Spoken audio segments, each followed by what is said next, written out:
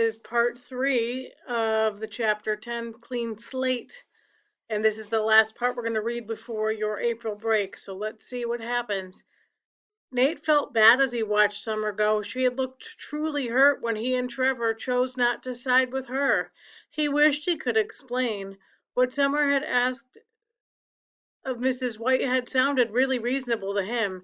Mrs. White's evasive responses, meaning she's answering without really answering, made him even more suspicious of her, which meant it was even more important to keep working for her until he figured out what she was really doing. Interesting. That he wants to stay there so he can find out what her mission really is. Shame they didn't want to trust us, Mrs. White said, shaking her head. You boys sure you don't want to follow them out? I'm sure, Nate said. Trevor nodded. Mrs. White narrowed her eyes. I could tell you two were made of tougher stuff than those others. As we close in on our goals, things will be heating up. I need to know I can rely on you boys to the bitter end. You can, Trevor promised. Very well, Mrs. White said. The man whose mind we must erase is a magician like me, but he has lived here in town a bit longer. His name is Sebastian Stott. Mr. Stott, the ice cream man, Trevor blurted. The very same, Mrs. White said. You may have noticed him out on his route again. He would do anything to lay his hands on the treasure we are seeking. But he's so nice, Trevor exclaimed. Mrs. White shook her head knowingly. Believe me, he'll be a lot nicer if we let him start over with a new memory. Trevor looked at Nate. Using the table to shield the action, Nate nudged Trevor with his foot. Whatever they ended up actually doing, they had to play along for now. Will the clean slate work on a magician? Nate asked. It will work on anyone unless forced upon them, Mrs. White said. So what's the plan? Nate asked. Sneaking into his home will require some ingenuity, Mrs. White said. Ingenuity meaning some cleverness. We magicians lay down protective spells to guard our abodes, which are homes, but I know a way to bypass his defenses, an arcane technique that he would never suspect. Mirror walking. What's that? Trevor asked. Most of those who still know of this secret believe it has been lost over the passage of time. Mrs. White held up a tiny blue mint. You put this in your mouth, bite down hard, and for a moment you will be able to step through a looking glass into the space inhabited by reflections. Like Alice in Wonderland? Nate asked. Not like Alice. You will become a living reflection, capable of dwelling in the darkness that unites all reflected space. No walls exist in the void between mirrors, no substance except floors. The feat of magic that either discovered or created this space is nothing I can take credit for, but I do know how to access it. You can pass through the blackness from one mirror to another and gain entry to all different places. Weird, Trevor said. That's how you want us to get into Mr. Stott's house? I've done some investigating, and I know he has a mirror large enough. None suspect that this secret art endures. You'll need to take a mirror near his house, climb inside, pass through his walls in the darkness, enter his bathroom through the mirror, deposit the clean slate in his milk or his juice, and then exit through the mirror. Once we're in, can't we just go out the door? Nate asked. Open no window or door, Mrs. White warned. Do not explore his home. Go from the bathroom to the kitchen and back.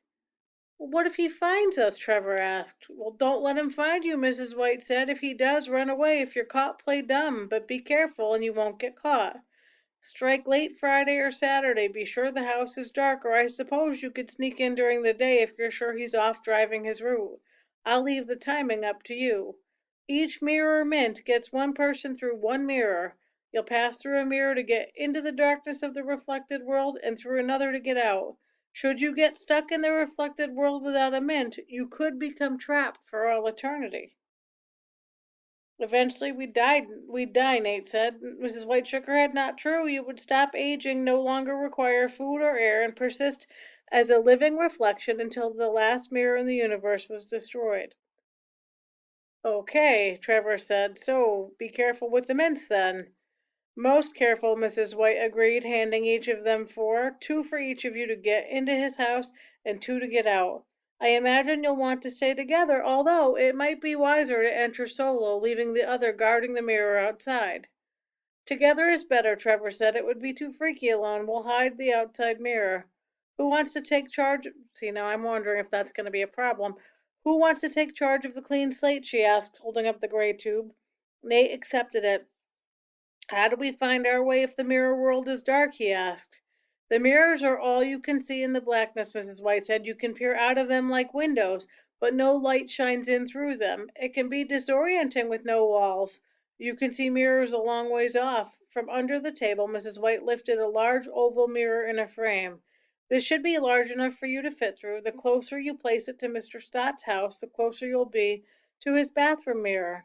I suggest you set up really close to minimize the distance you'll have to traverse, meaning travel, in the dark. Can we get in through a window? Nate asked. Windows sometimes have reflections. Most reflections in windows or water are too faint to connect to the mirror realm, Mrs. White explained. Should we use melting pot mixers? Trevor asked. The mixers will do you no good if Mr. Stott catches you, Mrs. White said. Your only option on this mission is to avoid getting apprehended. Where does Mr. Stott live? Trevor asked. 1512 Limerick Court, she said, just off Greenway between here and your school. Do you have blueprints of his house? Nate asked. No need, Mrs. White said. Go through the big mirror in his guest bathroom. Don't confuse it with the small mirror in the bathroom adjoining his bathroom. The guest bathroom opens onto a hall. Walking away from the bedroom doors, pass through the living room and into the kitchen. I'll wrap up this mirror so you can take it now. Any other questions? Nate and Trevor looked at each other. Nate shrugged. I think we've got it, Trevor said. One more thing, Mrs. White said. Until our treasure hunt concludes, I would prefer that you limit your exposure to Summer and Pigeon, meaning that they stay away from them. Put those friendships on hold for a week or two, all right? Nate and Trevor nodded. Good boys, she said. And that is the end of chapter 9. So you are now going to have to wait until after break to see what happens. And I promise I won't read ahead, so I won't know either until I read with you. But I have a lot of questions. So I wonder all sorts of things. Are they going to really stay away from Summer and Pigeon? Or are they going to secretly tell them what Mrs. White said? It sounds like they don't truly trust her, but want to know what's going on. And Mr. Stott, who she's saying is a magician and not very nice, seems so nice to them. So there's a lot to wonder about. And we will find out more after break. I hope you have a fantastic break. I'm so proud of all the hard work you're doing. And if you have any questions when you go online today, just let me know. Have a great day.